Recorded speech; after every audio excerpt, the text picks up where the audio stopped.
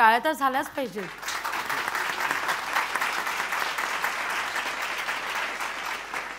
तर मी इथूनच पाहत होते तुम्हाला तिथे तुम्ही बसलेला.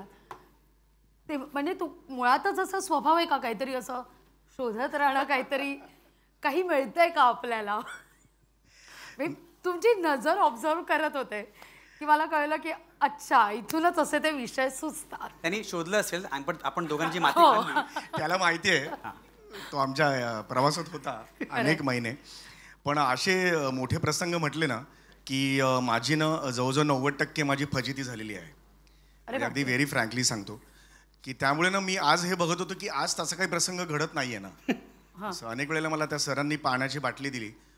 कधी कधी पाण्याच्या बाटलीत पाणीच नसतं अशाही बाटल्या मला दिल्या गेलेल्या आहेत, ऑफर केलेल्या आहेत. कदाचित तेच विषय आम्ही नेहमी मांडतो आमच्या प्रहसनातून.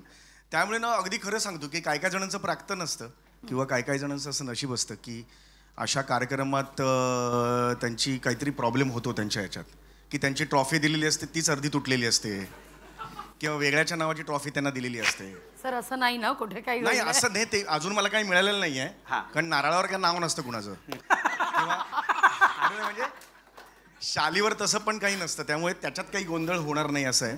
पण ट्रॉफीवर एकदमच असं झालेलं आहे की दुसऱ्याचा मिळालेली ट्रॉफी ही त्या माझ्या ट्रॉफीवर पण त्याचंच नाव होतं. मग त्यांनी मला येऊन सांगितलं की त्या नावावर हात ठेवा म्हणजे तो दिसणार नाही. मग मी त्याच्या नावावर हात ठेवून लोकांच्या टाळ्या घेतलेल्या होत्या आणि ती आजतागायत मला ट्रॉफी माझ्या नावाची मिळालीच नाही. तर हे असे विषय असतात ते नेहमी आम्ही शोधत असतो. आमचा जो तिसरा डोळा आहे तो नेहमी आत्तासुद्धा मीटिंग सुरू आहे. मी येताना गाडीमध्ये मीटिंग करून आत्ता इथे आलो कारण अजून 2 विषय काढायचे आहेत ज्याची रिहर्सल उद्या सकाळी आहे. त्यामुळे आता इथे काहीतरी मिळेल असं माहिती आहे. अंशुमपणे एक विषय देऊन जाईल तो असं मला वाटतंय. पण मी खरं सांगतो असं नाही पण त्याच्या इतके मी पॅशनेट माणूस अजिबात बघितलेला नाही. कारण तू जितका प्रामाणिक पॅशनेट तेवढा आत्तापर्यंत एवढा लेखकनी अभिनेता बघितलेलाच नाही. थँक्यू. ग्रेट आहे. थँक्यू. आताच तुम्ही उल्लेख केलात म्हणून विचारते की ठरवून असे विषय निघतात की आता येता येता काही विचार करून आलात की कसं काय की आपसूक म्हणजे हे येतं हे असं आतूनच येतं? नाही तसं नाही आहे. प्रत्येक विषय काढायला खूप वेळ द्यावा लागतो. म्हणजे आमच्या मीटिंग ज्या होतात हास्य जत्रेच्या त्या जवळजवळ 10 ते 12 तास चालतात झूमच्या मीटिंग्स. अरे बापरे. आणि 10 तास झाल्यानंतर 4च विषय निघतात. कोथळा अजून 2 विषय काढायचे असतात. म्हणजे तुम्ही विचार करू शकता एकेका विषयाला आम्ही किती तास देतो ते.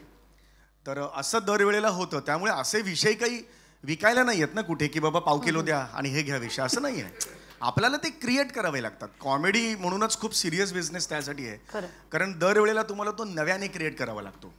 म्हणून तुम्ही त्याला ऑपरेशन थिएटर नाव दिलंय का? ओपीडी आम्ही म्हणतो. तुम्हाला डॉक्टरांना एक विशेष शब्द माहिती असेल ओपीडी म्हणजे पेशंट आल्यानंतर तुम्ही त्यात बघतात की काय आजार आहे या पेशंटला काय नेहमी परिस्थिती काय या पेशंटची.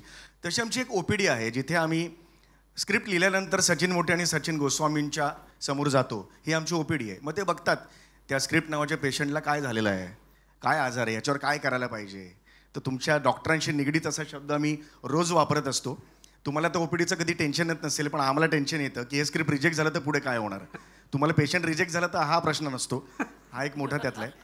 पण हे विषय मिळत जातात आम्हाला असे कारण अक्षरशः सवय झाली आहे. म्हणजे खरं तर ही वाईट घटना आहे वाईट सवय आहे असं म्हणता येईल. पण कुठंही ना विषय मिळत आहेत का याची नजर ना अशी भिरभिरत असते. तुम्ही जे आत्ता म्हणालात की ती नजर माझी भिरभिरत असते ह्यासाठी कुठे काय मिळतंय का. म्हणजे असं खरं तर हे वाईट आहे पण स्मशानात गेलो तिकडे सुद्धा ना कुठेतरी असं भिरभिरत असते काही मिळतंय का. कारण मला असं वाटतं सगळ्यात जास्त विनोद तिकडेच होतात. काही खरं तर आठवतोय किस्सा असं नाही. फॅन्सचे खूप किस्से असतात असे ते त्यांना माहिती नसतं की ते आपल्याला कुठे या स्थळी भेटतायत. मग तिकडे ते अरे काय हा खरं तर या लेवलला स्मशानात बोलू नये कारण गेलेला पण उठून असं करून जर परत झोपलाय तसं नाही म्हणजे पण त्यांना ते हे नसतं की त्यांना तेवढंच असतं. एकदा तर असा आलेला फॅन भेटायला अरे काय म्हणताय म्हणजे मध्ये ते झोपलेलं होतं प्रेत असं पण हे थोडं जास्त लक्षात घ्या. विनोद हा थोडासा एक्झॅजरेशन करून करायचा असतो. अतिशयोक्ती अलंकार आपल्याकडे बघा आपण मध्यमवर्गीय माणसं आहोत. अतिशयोक्ती अलंकार आपल्याकडे खूप आहेत. बाकी अलंकार किती आहेत मला माहित नाही. आणि सामान्य माणसाकडे सध्याच्या काळात हसणं आणि स्वतःची हसवणूक करून घेणं याशिवाय दुसऱ्या हातात काही पर्याय उरलेला नाही. आणि आम्हाला जास्त मेहनत का घ्यावी लागते कलाकार हास्य जत्रेचे किंवा कुठलाही विनोदी कार्यक्रम करतात त्यांना, कारण बाहेर इतर सगळे राजकारणी एवढं एंटरटेनिंग करतायत त्याच्यावर कॉमेडी काय करणार आपण, मला सांगा बघू. हे खूप चॅलेंजिंग आहे.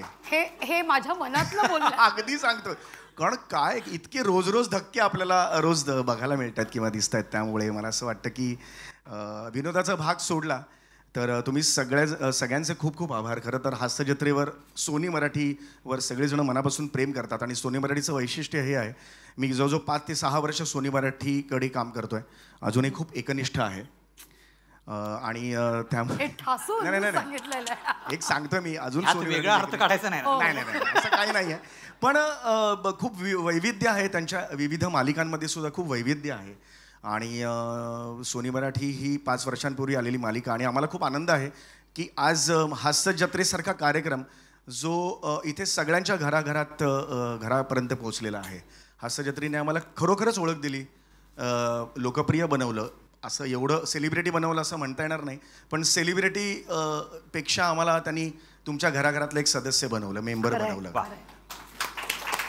जो 9 वाजता तुमच्याबरोबरच जेवायला बसतो. असं आम्हाला एका फॅननी पण सांगितलेलं होतं. अरे ओळखलं का? म्हटलं नाही. अरे तुम्ही टी व्हीत असता, आम्ही जेवत असतो समोर. म्हटलं हा बरोबर, पाहिलं परवा भेंडीची भाजी होती, हां मी बघितलं म्हटलं मी. असे तरी फॅन्स लोक खूप असे प्रेम करत असतात. तर खूप आनंद होतो असं सगळेजण आणि एवढी दिग्गज मंडळीसुद्धा हास्य जत्रा आवर्जून बघतात, याचा खूप वेगळा आनंद होतो. आता उल्लेख केला तुम्ही की हसवणं हे कठीण झालंय, काटेरी कुंपणं फार वाढत चालली आहेत, यावर तर बोलायचंच आहे. पण असं कुठलं असं ठराविक असं ऑडियन्स आहे का की मराठी माणसाला हसवणं फार कठीण असतं असं म्हणतात? पुणेकर कोणी असेल तर माहित नाही मला, म्हणजे फार मोजून मापून असेल. तसं हल्ली नाही आहे, पुणेकर सुद्धा खूप प्रेम करतात. तसं उगीच ना, आपण पूर्वीपासून आता सगळं बदललेलं आहे. मुळात पुण्यात किती ओरिजिनल पुण्यातले हे पण आता बघलं, कारण एवढं मुंबईसारखं झालेलं आहे ते. तर ते मराठी माणसाला हसवणं कठीण आहे की मराठी माणसाला तो पॅथॉस कळतो? नाही, मला असं वाटतं की मराठी माणूस हा ना खूप मध्यमवर्गीय घरातून खूप कष्ट करून पुढे आलेला आहे. आणि आज पूर्वीपासून आपण बघत आलो की वस्त्रण नाटक घ्या किंवा कुठलंही नाटक घ्या, ते अक्षरशः सगळ्या स्तरातल्या प्रेक्षकांचं मनोरंजन करत आलेलं आहे. मराठी माणूस हा प्रचंड म्हणतात ना, त्याला एक संस्कृती आहे नाटकाची.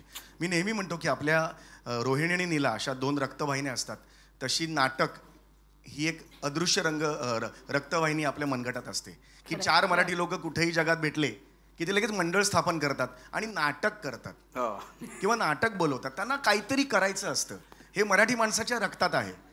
आणि मी अंशुमन किंवा आम्ही सगळे कोकणातले आहोत, त्यामुळे आमच्या अंगात नाटक चांगल्या अर्थाने हे आमच्या अंगातच आहे, रक्तातच आहे.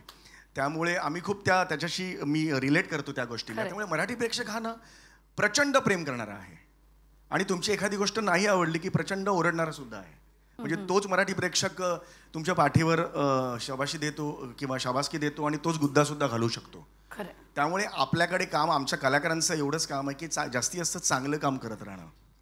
तर त्यामुळे आता मी जवळजवळ 5,000च्या पेक्षा जास्त नाटकांचे प्रयोग केलेले आहेत.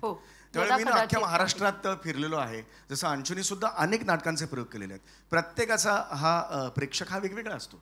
एखाद्या पंचला जिथे मुंबईत लाफ्टर येतो तिथे पुण्यात येईलच याची गॅरंटी नसते, किंवा वेगळ्याच कुठल्या तरी वाक्यावर नगरला येऊ शकतो लाफ्टर. तर त्यामुळे हा एवढं वैविध्य आपल्याकडे, काही कोसांवर भाषा बदलली जाते, आचार आपला बदलतो किंवा आपले आहार बदलले जातात, एवढं महाराष्ट्रात वैविध्य आहे. त्यामुळे हा प्रेक्षक खूप पसरलेला आहे आणि वैविध्य आहे प्रेक्षकांमध्ये सुद्धा. पण एक आहे, आम्हाला सगळ्यांना हा आनंद होतो की महाराष्ट्राची हास्य जत्रा हा कार्यक्रम सगळ्यांच्या घरात मात्र एकमताने बघितला जातो आणि आवडीने बघितला जातो, याचा एक वेगळा आनंद आम्हाला. आणि यालाच जोडून एक सांगेन की विशेष म्हणजे कोविड काळात, म्हणजे माझाच अनुभव मी तुम्हाला सांगते, त्या काळात माझ्या घरातली मी 2 माणसं गमावली, पण माझ्या घरी जी 2 वयस्क माणसं होती त्यांना आधार हास्य जत्राच होतं. कारण ते त्या वेळाकरता का होईना पण आपली दुःख विसरून तुमच्याशी कनेक्ट व्हायचे. आणि त्या काळात तुम्ही जे अख्खं कुटुंब जेव्हा हॉस्पिटलाइज होतं, एक कोणीतरी घरी होतं, या एकासाठी म्हणून तेवढ्या काळाकरता टेन्शन विसरवणारं एक महत्वाचा औषध होता हास्य जत्रा असं म्हटलं तर काही वावगं ठरणार नाही. नाही, यात मला ना सगळ्यात आभार मानायचे सोनी मराठीचे. त्या काळी खूप नवीन चॅनल होतं आमचं, खूप 1-1.5-2 वर्ष झालेली होती आणि करोनाचा काळ सुरू झाला. त्यावेळेला सगळीकडेच तुम्ही असं जसं म्हणालात की तुमचे जवळचे आप्तेष्ट किंवा नातेवाईक गेले, मी सुद्धा गमावलेले आहेत. स्वतःचे सख्खे नातेवाईक प्रत्येकाने घरात थोड्याफार फरकाने नातेवाईक गमावलेले आहेत. त्यामुळे खूप भीतीचा काळ होता. बाहेर जायचं म्हटलं तरी भीती वाटत होती. त्या काळी आपण सगळ्यांनी, आमचे जे अजय भालवणकर साहेब आहेत, तर सरांनी जे सोनी मराठीचे हेड आहेत, तर त्यांनी त्यांचं असं म्हणणं होतं की आत्ता ह्या क्षणाला ना खूप भीती पसरलेली आहे अख्ख्या समाजात. यांना कुणीतरी ना हसवणं खूप गरजेचं आहे. या भीतीपासून थोडंसं लांब नेणं खूप गरजेचं आहे लोकांना. आणि त्यामुळे आपण रिस्क घेऊया आणि आपण सगळे मिळून एके ठिकाणी जाऊया. म्हणून आम्ही सगळे दमणला गेलो. आणि तिकडे एका हॉटेलमध्ये सोनी एंटरटेनमेंटचे 3 मोठे कार्यक्रम होते. ते इंडियन आयडल त्यापैकी होता आणि एक डान्सचा एक कुठला तरी कार्यक्रम होता आणि हास्य जत्रा, असे तिन्ही आम्ही तिकडे जवळजवळ 3 ते 4 महिने बायो बबलमध्ये राहिलो आम्ही.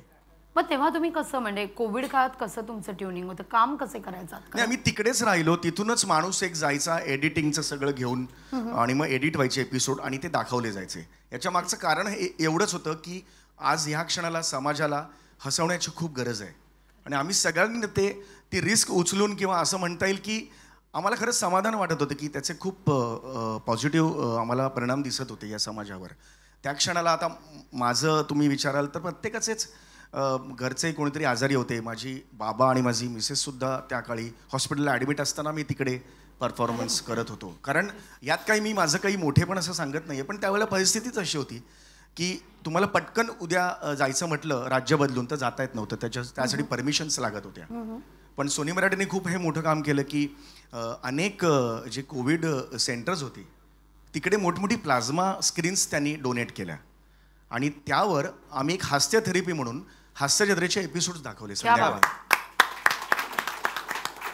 अनेक डॉक्टरांनी आम्हाला विनंती केली की तुम्ही असं कराल तर, कारण लोक हसतायत ना ते लवकर बरे होत आहेत, चांगल्या माइंडसेटमध्ये ते राहत आहेत. अनेक डॉक्टरांनी प्रिस्क्रिप्शनवर हास्यचित्र बघा असं लिहिलेलं आहे औषधाच्या बरोबर. आमच्याकडे तशी पत्र आहेत किंवा त्यांची लेटरहेड्सवर आहेत. यात आम्हाला खरंच खूप अभिमान वाटावा अशी ही गोष्ट आहे आमच्या सगळ्यांना.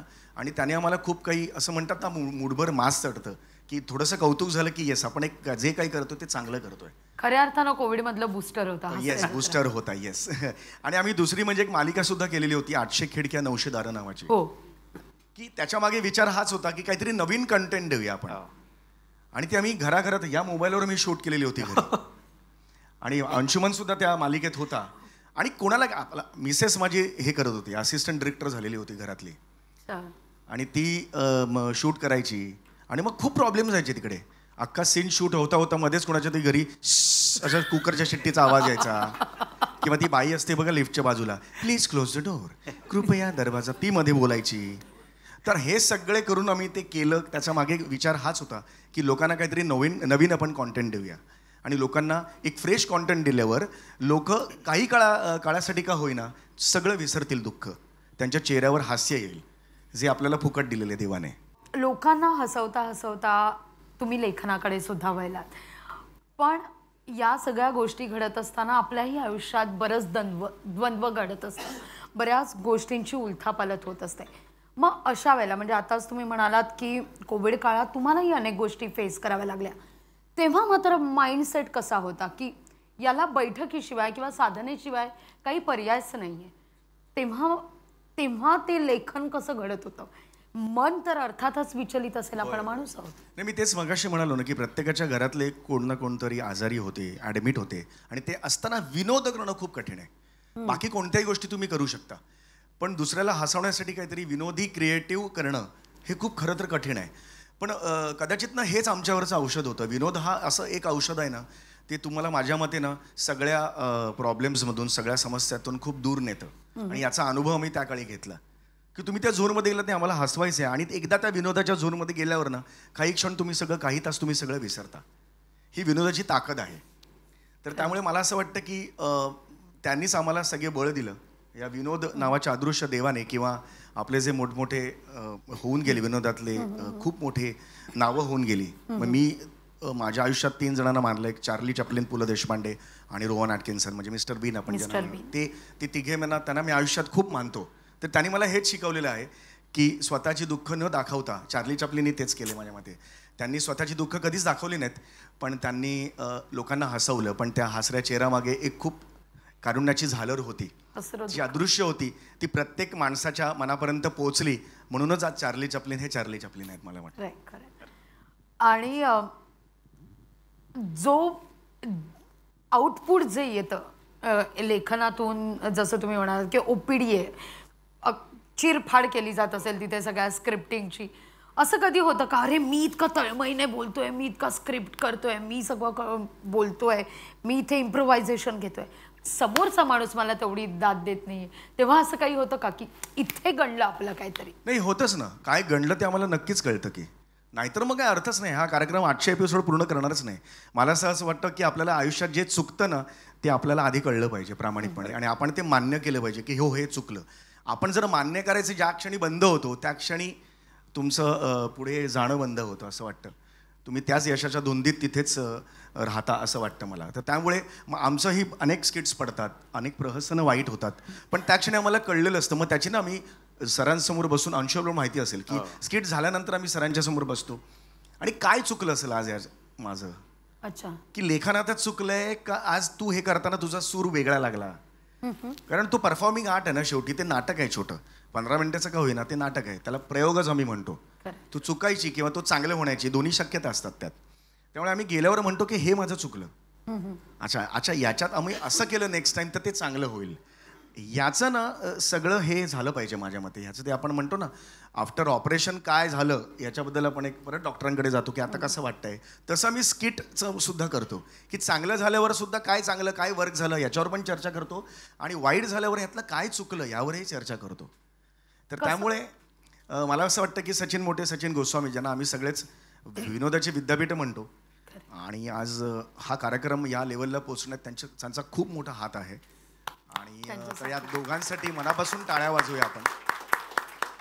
कारण सचिन सरांसमोर बसताना कोरी पाटी घेऊन बसण्यात जो आनंद आहे तो मी तुम्हाला नाही सांगू शकत. कारण एकदा एक स्किट संपल्यावर आमचा अरे छान झालं स्किट, इथे आमचा आनंद संपतो. मग पुन्हा एकदा नवीन कोरी पाटी घ्यायची, सरांसमोर बसायचं, नवीन स्किट करायचं, जे त्या स्किटच्या वरचा दर्जाचं असेल याची काळजी घ्यायची किंवा ह्याचे प्रयत्न करायचे. हे खूप कठीण आहे, आणि कठीण आहे म्हणूनच करण्यात मजा आहे असं मला वाटतं. सेटवरचं क्लायमेट असतं एकूण, हसत खेळत सगळ्या गोष्टी चालतात की धमाल मजा, की काहीतरी सिरियस थोडं? नाही, असं काय विनोदी कार्यक्रम हा सिरियस असा नाही करता येत. तुम्हाला मजा मस्ती सुरूच असते. आणि मला असं वाटतं की आम्ही आमच्या कुटुंबाबरोबर जेवढा वेळ घालवत नाही त्यापेक्षा ह्या कुटुंबाबरोबर जास्त वेळ घालवतो. त्यामुळे या कुटुंबाबरोबर आमचं, आणि काय तो वयाचं बंधन ना तिकडे निघून जातं. शिवाली सुद्धा आता माझ्या मुलाच्या वयाची आहे, तरी सुद्धा ते बंधन निघून आम्ही त्या लेवलला जाऊन मस्करी मजा मस्ती सुरू असते. आणि कदाचित त्या वातावरणामुळेच हास्यजत्रा इतकी छान लोकांना आवडत असावी. कारण मला असं वाटतं की 2 माणसात चांगले रिलेशन्स असतील तर ते परफॉर्मन्स चांगला देऊ शकतात. कारण ही सांघिक घटना आहे. हे नुसता समीर चौगुले चांगलं करून काही होणार नाही. सगळ्यांनी चांगलं केलं पाहिजे तरच हास्यजत्रा चांगली होणार आहे. एका समीर चौगुलेचे काम नाही आहे. त्यामुळे ही टीमवर्क आहे, आणि अख्ख्या टीमवर्कसाठी मी सगळ्याचं यश अख्ख्या टीमवर्कला देतो. शिवालीचे बाबा नेमके कुठे भेटले, म्हणजे कसं काय ते कॅरेक्टर आणि समीर चौगुलिया हे जे आपल्याला घरी करता येत नाही ते तिकडे करायला मिळतं. असं घरी केलं तर बायको हाकलेलो घराच्या बाहेर, कारण तो वेडा बाबा आहे. मी म्हणतो ना, प्रत्येकाच्या मनातनं एक लहान मूल दडलेलं असतं. तुम्ही ते कधीतरी हो म्हणता, त्याला स्वीकारता. ते 4 चौघांसमोर कधी कधी लाज वाटते म्हणून नाही म्हणता, खूप सिरियसली वागता. पण देवाने प्रत्येक माणसात एक लहान मूल दिलेलं आहे, म्हणून लोकांना अजूनही डोरबेल आवडते. खरं तर आवडायचं काही कारण नाही, अत्यंत बालिशपणा आहे तो. समीर, आता आपण म्हटलं डोरबेलचा आवाज असं नाही, प्लीज नेकीवर पुछपुछ असं नाही म्हणा. अरे हा काय आवाज आहे का? तरी पण मोठमोठी लोक, डॉक्टर मंडळी, अहो तुम्ही डोरबेलचा असं कसं वाटतं? एनिवे, असे ते आहे. आता हा तुम्हाला आवडतो का? कारण तुमच्यात एक लहान मूल दडलेलं आहे म्हणून तुम्हाला तो आवडतो. पण मला तू अशी स्वतःच्या घरची डोरबेल वाजवलेस का? आणि बायको आहेस का? आणि दरवाजा उघडलाय का? मुळात मी वाजवतच नाहीये. एक की चावी ठेवतो रात्री सुद्धा 2-3 वाजता आल्यावर कशाला ते टिंगटॉंग करून आला आता म्हणजे असं पुढच्या कशाला वादळाची expression? भीती. पण समीर, एक मला आपण एकांकीपासून सुरुवात केली, डहाणूकरपासून तू सुरुवात केलेली एकांकिका स्पर्धा, राज्यनाट्य स्पर्धा, नंतर व्यावसायिक स्पर्धा, आणि आज या लेवलला तू स्तरावर पोहोचलायस. कसं बघतोस पाठी एकांकिका स्पर्धेकडे? नाही, माझ्या मते एकांकिका आयुष्यात आल्या, INT उन्मेष, मृगजळ एकांकिका आल्या, सवाई एकांकिका आल्या, म्हणून एवढा प्रवास घडला असं मला वाटतं. या प्रवासात पहिलं स्टेशन जर नाटक एकांकिका लागलं नसतं तर हा प्रवास तेवढा झालाच नसता. मला असं वाटतं की प्रत्येकाने या इंडस्ट्रीत, या क्षेत्रात काम करताना खूप सावकाश प्रवास केला पाहिजे, तर तो जास्तीत जास्त टिकतो. जेवढा तुम्ही घाई कराल या इंडस्ट्रीत, तेवढं तो बॉल आहे, तुम्ही जेवढा जोरात भिंतीवर माराल तेवढा जोरात तुमच्याकडे येतो. त्यामुळे तुम्हाला यशापेक्षा जास्त अपयश पचवता आलं पाहिजे या इंडस्ट्रीत, तरच तुम्ही जास्त काळ तग धरू शकता. कारण अदरवाईज तुमचं यश पटकन मिळतं, ते सस्टेन करणं खूप गरजेचं असतं. त्याचा दर्जा राखून ते सस्टेन करणं खरंच खूप दमछाक करणारं असतं. आणि त्यामुळे अनेक वेळेला अपयश येतं. तर अपयश पचवण्याची ताकद आपल्याला हे नाटक आणि ह्या एकांकिका शिकवतात. सोनी मराठीशी तुमचं अनेक वर्षांपासूनचं नातं आहे. अगदी केवळ लिखाण किंवा हास्यचित्रेपुरतं असं हे नातं मर्यादित नाही आहे, तर तुम्ही त्यांच्या अनेक सामाजिक उपक्रमात देखील सहभागी झालेले आहेत. कसं आहे हे नातं जे अद्यापही घट्ट विणलेलं आहे? खूप छान आहे. सोनी मराठी खूप सपोर्टिव्ह राहिलेलं आहे प्रत्येक वेळेला. मध्यंतरी आम्ही नॅशनल पार्कमध्ये सयाजी शिंदे आहेत, त्यांची जी सह्याद्री संस्था आहे, त्यांच्या मदतीने आम्ही काही झाडं वृक्षारोपण केलेलं होतं. आणि ते नुसतं वृक्षारोपण न करता त्याची आम्ही काळजीसुद्धा घेतो.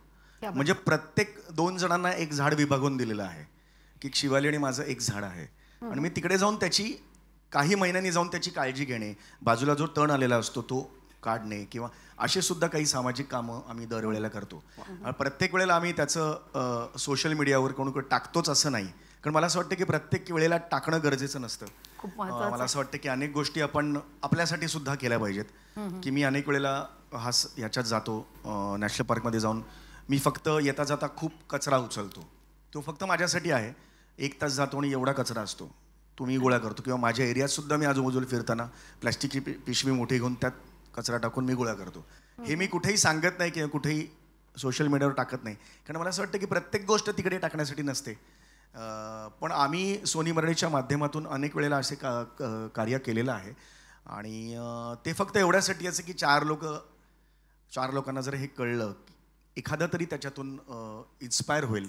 आणि एखाद्याने जरी ते काम केलं, एखादा वृक्ष लावला आणि एखादं झाड लावून त्याची काळजी घेतली. नुसतं झाड लावणं अनेक जण लावतात, पण ते टिकतंय का, ते जिवंत जगतंय का, हे बघणं सुद्धा तेवढंच गरजेचं असतं. ते जरी केलं तरी मला असं वाटतं की खूप मोठं काम होईल. खरंय. मगाशी मी उल्लेख केला की आत्ता विनोद करणं हे खूप कठीण झालंय, कारण इतकी चौकट आखून दिली आहे आपण. कोणी आखली आहे, कशी आखली आहे, या सगळ्यात तो मुद्दा राहिला बाजूला. पण लेखन करताना बऱ्याच असं म्हटलं जातं की साहित्य समाज का दर्पण होत आहे, पण ते दर्पण आता खरंच दिसतंय का? नाही, सध्या खूप दडपण आलंय. सध्या काय झालंय, आपली 2 जी अपत्य आहेत, भावना आणि अस्मिता, ह्या एकदम अशा, म्हणजे कधीही काही डोळे वटारले तरी त्यांना खूप त्यामुळे लेखकांची आमची खूप काय आहे ना, अडचण झालेली आहे. कधी कोणाच्या भावना कुठल्या गोष्टीवरून दुखावल्या जातील काहीच सांगू शकत नाही. पूर्वी तसं नसायचं. आता काय झालेलं आहे की म्हणजे मध्यंतरीनं काही, म्हणजे त्याला काही उदाहरणार्थ असं जरी मी तुम्हाला सांगितलं की मी हा अरे तू लेफ्टी आहेस म्हणजे तुझं अक्षर चांगलं असणार, म्हणजे उजवे असतात, उजव्याने रायटिंग करतात, ते म्हणतात की म्हणजे आम्ही उजव्यात, मग आमचं अक्षर का वाईट आहे का? म्हणजे अरे एखाद्याला चांगलं म्हटल्यावर दुसरा म्हणतो मग मी वाईट आहे का? असं नाही ना. एखादा चांगला याचा अर्थ तोच चांगला असतो ना, असं असतं. किंवा मध्यंतरी एक परफॉर्मन्समध्ये एक असं वाक्य होतं की अरे मी हा आर्ट्सला होता म्हणून ह्याचं काही झालं नाही. अच्छा. मग काही कॉमर्स लोकांनी फोन केला, म्हणजे आम्ही कॉमर्सला आहे, म्हणजे याला काय अर्थ आहे, म्हणजे आम्ही आर्ट्सचं काही, आर्ट्सच्या लोकांनी फोन केला, आर्ट्सचं आहे आम्ही काय झालं नाही, मग आम्ही काय हे आहोत का, आर्ट्सला जाणारे काय ढ असतात का वगैरे. म्हटलं अरे असं नाही आहे, हा नाही आहे त्यातला. ते सगळ्यांना समूहाचं स्वतःला लावून घेतात, असं सध्या सगळं झालेलं आहे.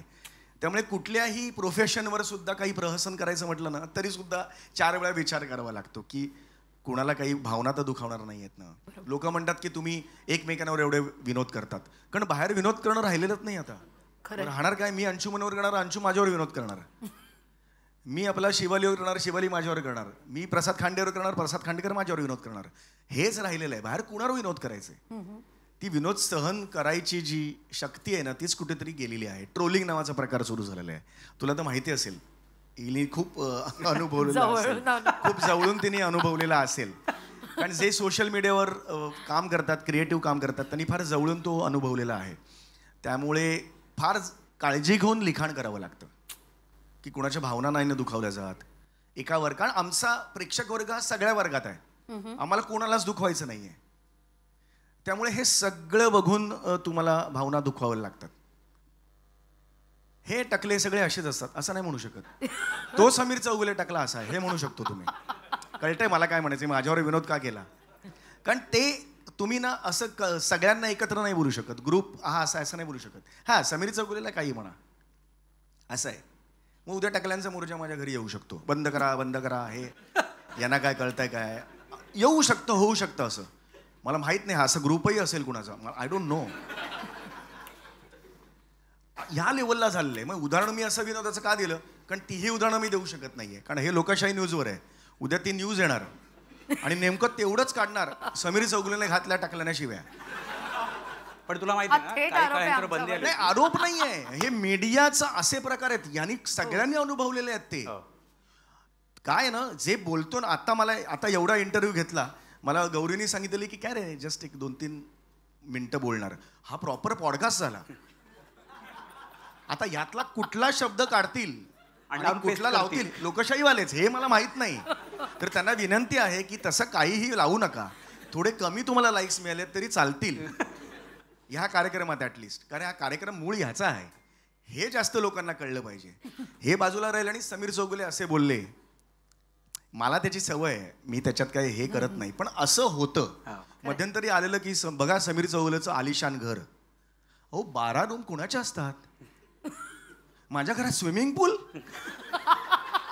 परवा सोसायटीची मीटिंग झाली, त्यात पाणी फक्त सकाळ 2 वेळेला कधी सोडायचं त्याच्यावर आम्ही डिस्कस केलं. स्विमिंग पूलला रेती घालणार त्याच्यात?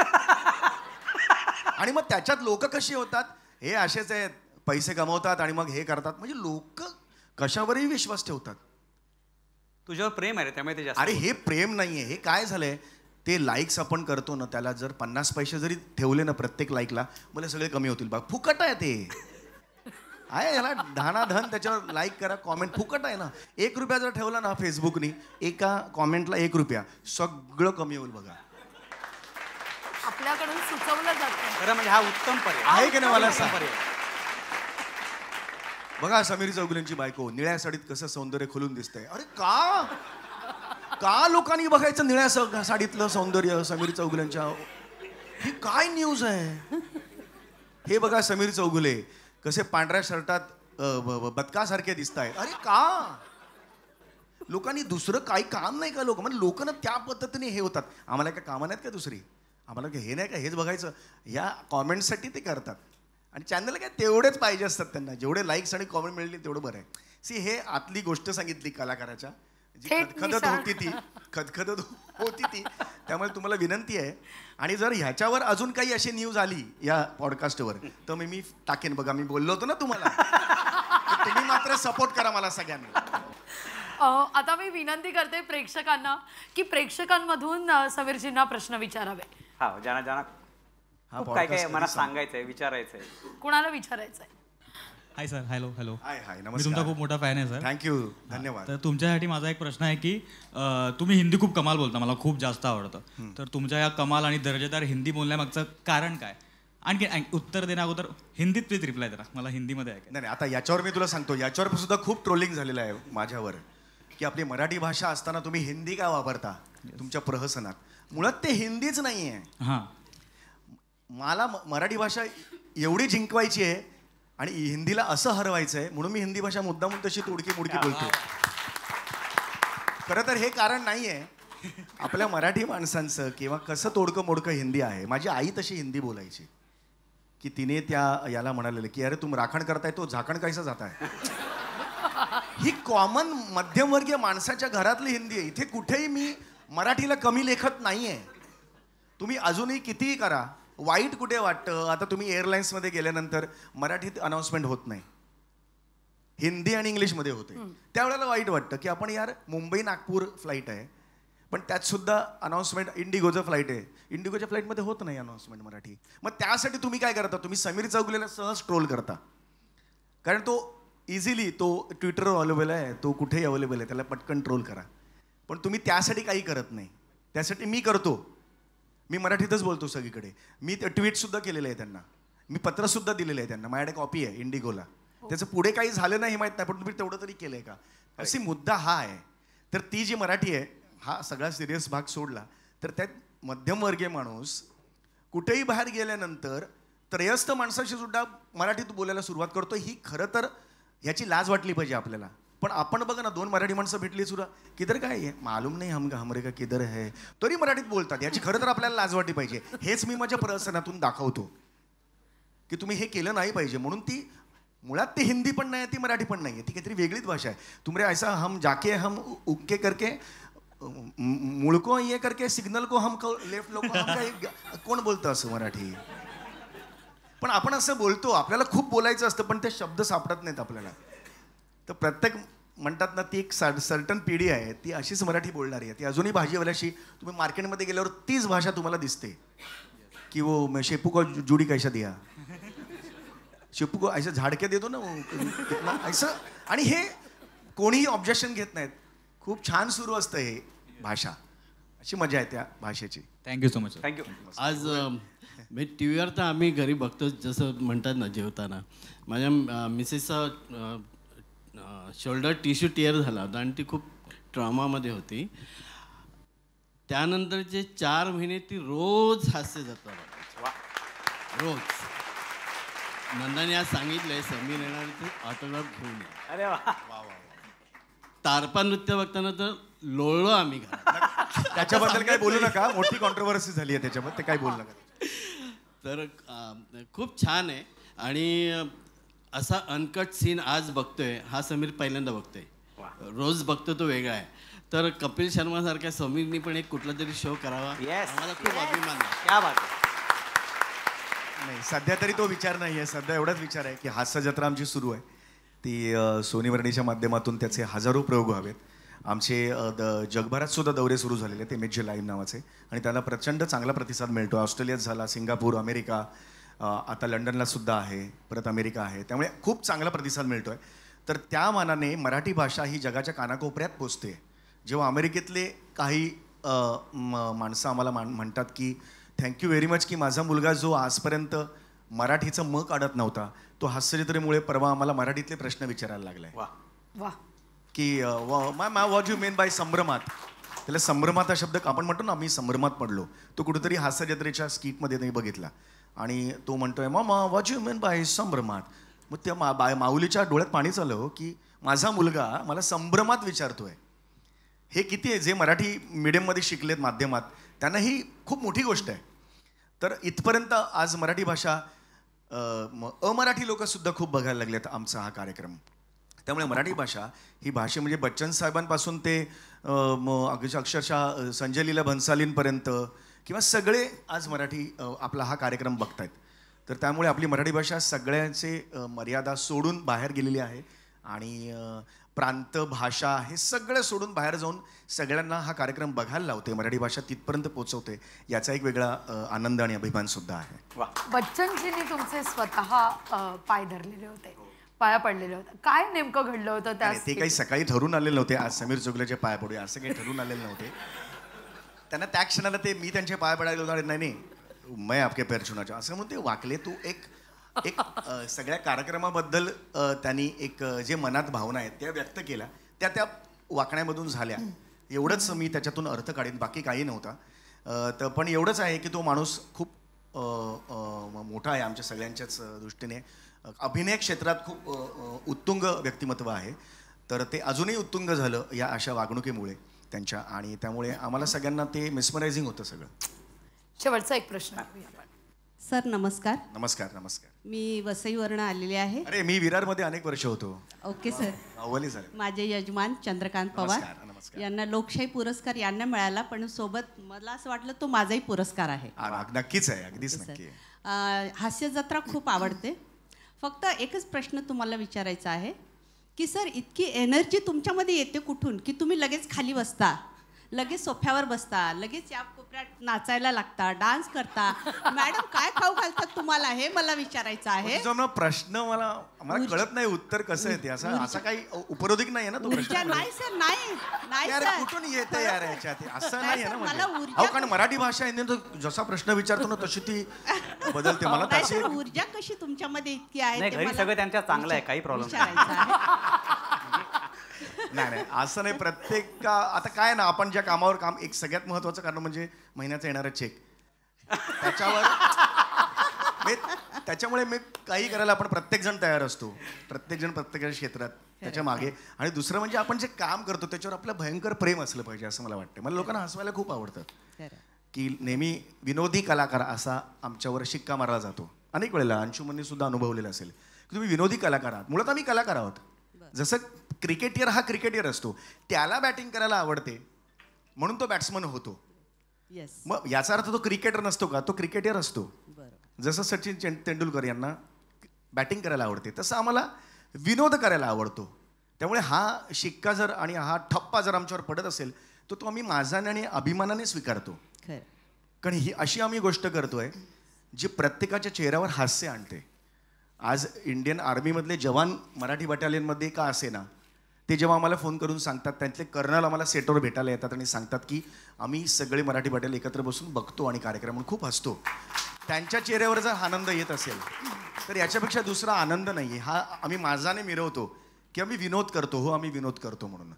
तर त्यामुळे ही सगळी एनर्जी त्या तुमच्यातूनच येते. तुम्ही जे आता जसं कौतुक करताय आम्ही ना. रोज बघतो सर हास्य जत्रा, त्याशिवाय आमचं जेवण होत नाही. वा वा वा. म्हणजे बनवून होत नाही की खाऊन होत. सर बनवल्यानंतर मग सरांचा एपिसोड बघायला बसतो आम्ही नक्कीच. होय होय. थँक्यू सर, धन्यवाद. Thank you so much. Thank you so much. Thank you Sameer. खरं म्हणजे ह्यांचा गप्पांचा ओघ संपणार नाही, पण आपल्याला पुढच्या कार्यक्रमाकडे निश्चित. आणि आत्ताच तुम्ही जो विषय सुचवलाय की मीडियातून येणारे प्रश्न, त्या ब्रेकिंग न्यूज, या सगळ्या गर्दीतून तुमच्याशी आज छान गप्पा मारता आल्या. कारण एवढे दिवस मी फक्त फाटाफूट, जागा वाटप, कोण कुठल्या पक्षात गेलं एवढंच बोलत होते, पण आज मात्र मनापासून हसले आणि इतक्या मनमोकळ्या गप्पा मारल्या. त्याबद्दल तुमचे मनापासून धन्यवाद. मला एक प्रश्न होता. हा बरं विचार. सर, तुम्ही प्लीज बसा ना, दिसताय मला. खूप मोठे अभिनेते झालेला आहात. अजूनही तुम्हाला तिची आठवण येते का? तिची म्हणजे कुणाची? समीर बोलला नाहीस मला फास्ट ट्रेन. ओ येस, ऑफकोर्स येते. मी माझा आयुष्याचा खूप मोठा काळ हा ट्रेनमध्ये घालवलेला आहे. त्यामुळे ना मला विराट ट्रेननी काय शिकवलं ना, शिस्त. कारण आपल्याला माहिती आहे सकाळी 7:15ची ट्रेन गेली की पुढच्या पाऊण तास जागा नाही कुठल्या ट्रेनमध्ये. त्यामुळे 7:15ला कसं यायचं ट्रेन पकडायला. आणि माहिती आहे ना, गाडी येत असताना थोडंसं पुढे जाऊन उभं राहायचं आहे ना, आणि मग चालत्या गाडीत चढायचं. यासाठी टायमिंग खूप गरजेचं आहे. तर मला टायमिंग विराट ट्रेननी शिकवलं. ते टायमिंग नाही चुकलं पाहिजे. त्यामुळे अजूनही मी सेटवर वेळेतच जातो. बाकी कोणी किती उशिरा येऊ. हा कळलं. अरे त्याच्याबद्दल नाही, जनरल मी बोललो. बाकी किती कोणी उशिरा येऊ दे, आपण वेळेवरच जायचं. हे मी त्या विराट ट्रेननी मला शिकवलं की प्रॉम्प्ट राहायचं. नाही, माझं काय झालं, मी बोलून राहायचो ना, तेव्हा मला ट्रेन पकडायची गरज पडली नाही. फास्ट. आता तेही बोरिवलीकर झाले. दैसरकर. दैसरकर. येस. पुन्हा एकदा खूप खूप धन्यवाद.